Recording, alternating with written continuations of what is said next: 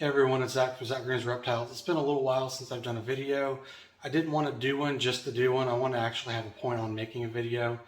So before we get too far into this one, make sure you hit that little bell notification, hit subscribe. We would really appreciate any support we can get. This video, we're going to go through some reptile husbandry apps. I'm currently using Husbandry Pro. I'm going to show you a very quick look at Reptile Scan as well, since I do have that on my phone. And let's get started.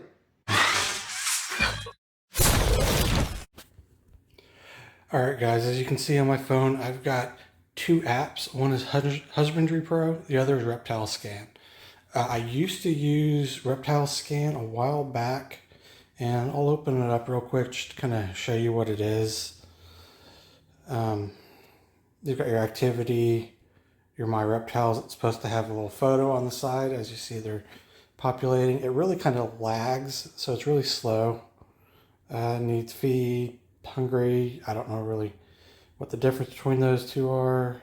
My clutches and what's for sale. So I'm not going to really go through this one too much. As you see now, the photos aren't showing. It's kind of annoying. So let's go to the other app. Husbandry Pro. This is the app I've started using. I've used it for about a week and a half now. And let's put it in landscape mode so you guys can kind of see what I'm going through here. So when you first start it up, you're in the dashboard. It has a lot of kind of like starter fields right here. You've got your featured animals, feeder inventory, racks or cages, and pretty much you can customize this however you want. I've got animals for sale there. And you can customize this pretty much any way you would like. So when you first start up this app, you have to actually set it up in order to use it.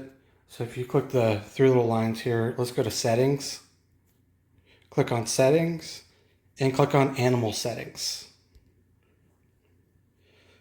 On this screen, what you're doing is activating what you're actually going to be recording for. It's got some preset animals in here. You got your amphibians, arachnids, lizards, snakes, turtles, tortoises, and you can actually add anything on here. You can click that little plus at the bottom and you can add ferrets, you can add hamsters, it doesn't matter. You can add whatever you want.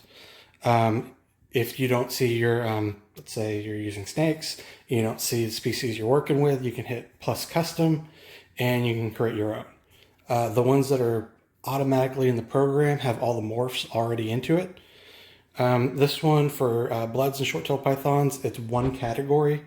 I really only work with blood pythons in that field right now, so I don't need short-tailed pythons.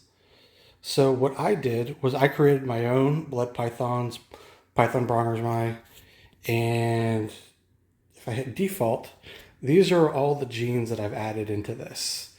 You can do recessive, incomplete dominant, line breeding, other, pretty much whatever you want. So these are ones I've added in here. I don't have all these animals, but these are some of the ones that just are real common for blood pythons. So let's X out of that. So that's how you do that. If you want to add more fields, you hit custom. And as you can see, you can edit it and then hit the plus sign and add more. So that's the first thing you want to do, is make sure you add what you're working with. Next, let's go back to the settings.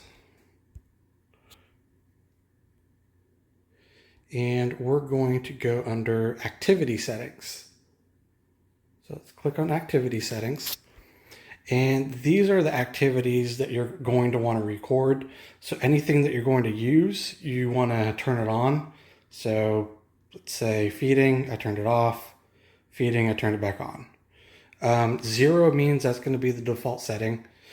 When you go to log something, then it goes 1, 2, 3, 4, 5, and so on. Primary, we're going to go through that in a little bit, but those are going to be your 5 main categories that you're going to be using. So those are the very first. Now, let's go under feeders. And I'm going to click on list feeders. These are feeders I have added in. You have to add in all your own feeders. You put what it is, the size, the weight, description, if you have a supplier, how much it costs you, and how many you have. And what's really nice about this is after you add everything into it, when you start logging your activity for feedings, it automatically deducts the quantity for your rodent. So every time I feed a animal that eats a rat pup, that quantity is going to be decreasing every single time I make that log. That way it kind of gives you an actual visual number of how many animals, how many feeders you have of each category, which is really kind of nice. You don't have to go into the freezer and double check all your stock and all that. So you want to make sure you add in everything that you use. So let's go up here, go back, and let's click on add on feeder. So this is where you add everything in. So you got your feeder name, your size, your weight, how much it costs you, how many you have currently, which is your quantity. Is it purchased? If yes, you can add a contact and select your own supplier. So I get mine from Rodent Shop. That is a local supplier here. Then you can add your description, sort numbers. Again, 0 is default, then 1, 2, 3, 4, 5, and so on. And that's just going to be your drop-down list form. Status is active. I'm currently using them. And then click Save Changes, and that rodent will be added. So now that we've done that, you can start to add your racks and cages. So I'm going to click on Add Rack. I have everything already in my system right now, but I'm going to just type in something. Rack 1. Sort order. I don't really know at the moment, so I'm just going to hit 9. It does have its own preset racks if you have one that's listed in there. This one is not. You're going to tell it how many rows it has. Let's say it has 5 rows and 3 columns. Leave it as active and click Save Changes. So now under my racks, rack 1 is the one I just added. So if you view it, you hit the little eyeball right here, and it shows you each tub in each slot. So there are 5 rows, so you've got 5 rows down and 3 columns over. So that is your rack. And once you add animals to your rack, it'll actually label them out there. So let's view one that I currently am using. Let's say the ARS 8510. Click on that. And as you see, I've got my animals listed on there, and I've got 1 empty tub on the bottom left.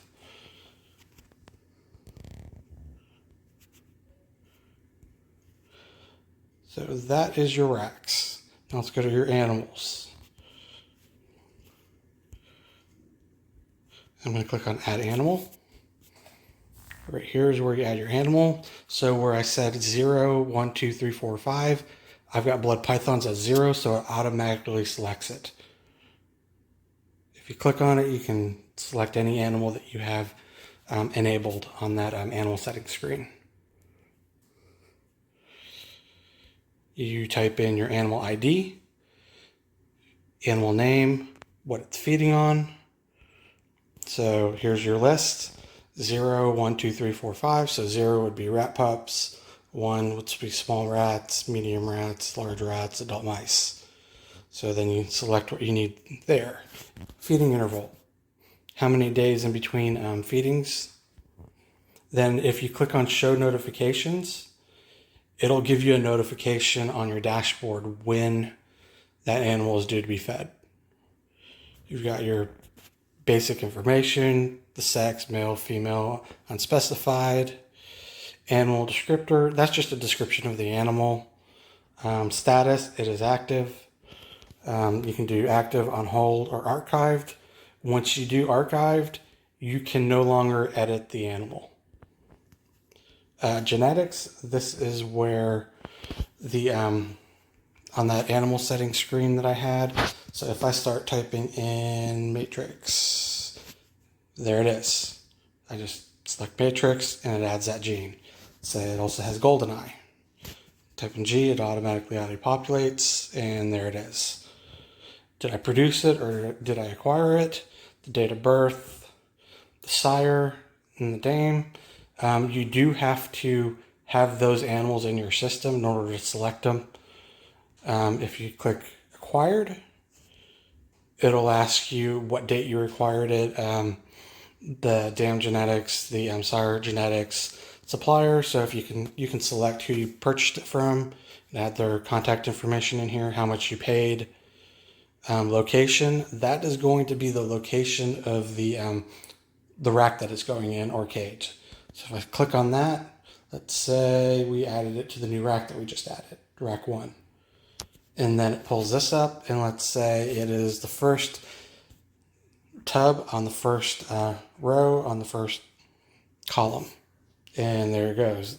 So when you save it, that is actually going to be assigned to that animal. So you can view it when you view your animal, and you can also view it when you view your racks. Tags, just like in any other program, you can add your own tags, and you can search through the system for those tags. You can add photos, and you can add multiple photos. And you can just keep going. I don't know the limit, but you can just keep going and going and going. All right, so that is how you add an animal. Once you add your animal, you go to Animals List.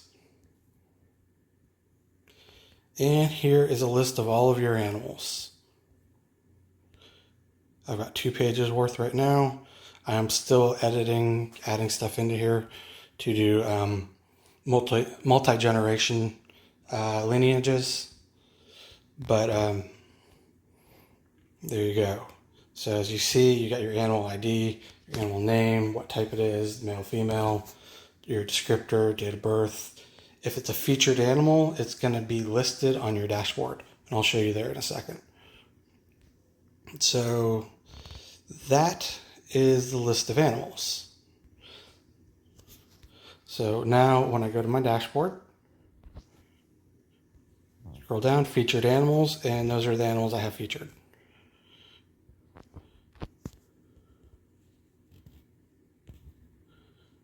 And when you do, when you're editing an animal, if you say it's for sale, you can add in a price, and then it'll populate on this for sale section right here in the center.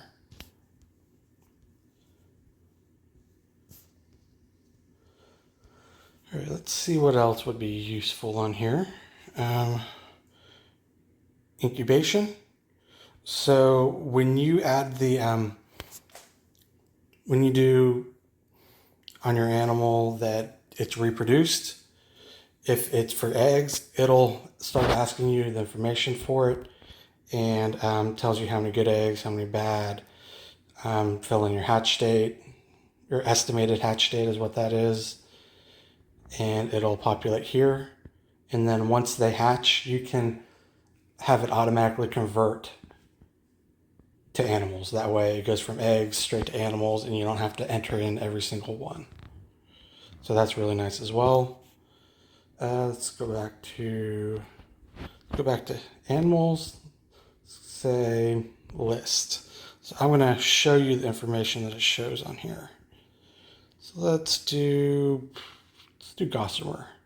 Click on view. So you've got your details. This is all the information that you added when you created the animal. Under locations, ARS 8510, first row, first slot. So that's 1-1. I have not fed him since I downloaded this app, so I really don't have anything under activities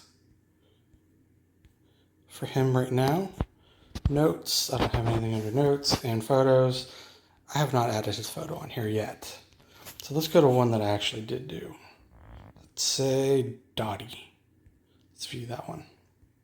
So details, all the same information. Default rodent item is frozen thawed rats, large. in the ARS 8510, row 4, slot 1. She is active. She's in my rack right now. So 2012 female holdback. All right, so activities. So she laid eggs on March 12th. So I added that into the system.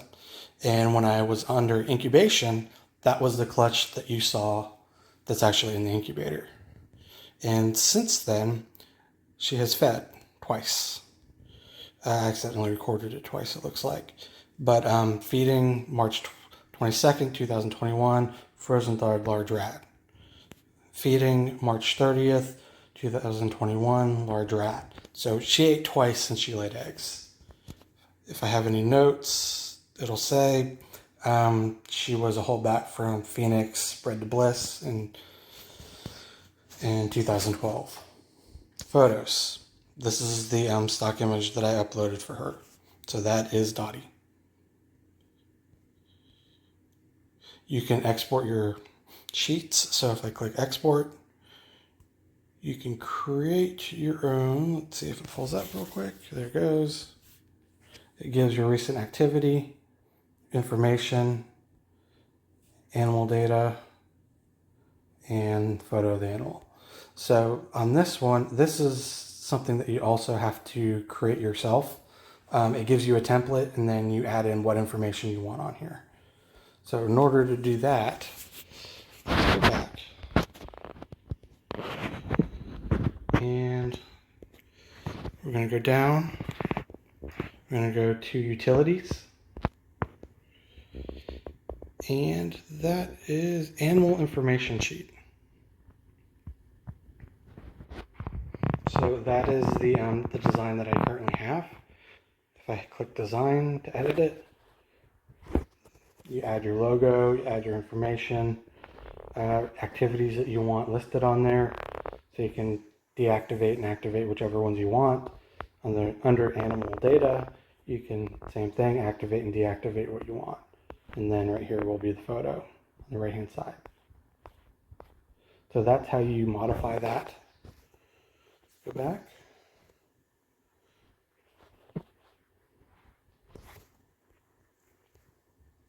And let's see if there's anything else. Breeding plan.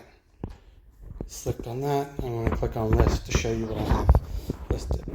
So I have 2 breeding plans for the 2021 season. I've got some ball pythons and then I've got some blood pythons. So let's view the ball pythons.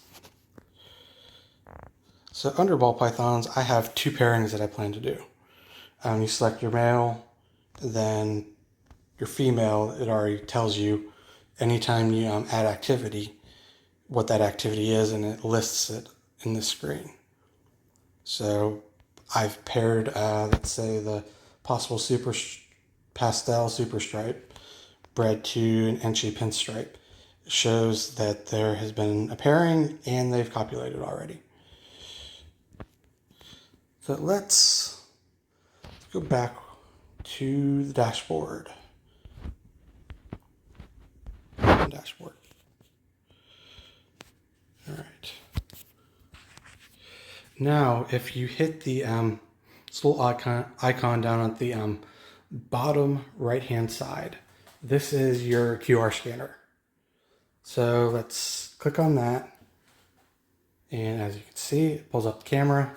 Let's just select this guy right here. See how fast that pulled him up? And this is your activity that you've enabled. So the first 5 are your first default ones. I've got feeding, pairing, defecation, shed, copulation. And then if I click on other activities, I can log anytime I clean the cage, the weight, anytime I weigh them, if they refuse food. This is the male, so it's not going to have ovulation. But for my females, I have that selected, pre-lay shed, and reproduction. So if I hit reproduction, then it's going to go into the field to register how many good eggs, how many bad eggs, estimated due date for them to hatch, and all that information. Let's say I've fed. So I'm going to click on feeding. So you can add additional actions. So you can do more than one at a time. The action date. The feeder is automatically auto-populated by what you entered into the system when you created that animal. You can always edit that. If it ate something else, you can click on that and select something else. Quantity, say it ate 1 rat. Notes, let's just say wrap and coil. And all you would do is click submit and it would register that action. I'm going to hit cancel because I did not do that and I don't want to add that into my animal. Anytime you scan the QR, you can do an activity or you can just click view animal. And it'll give you some information on that animal.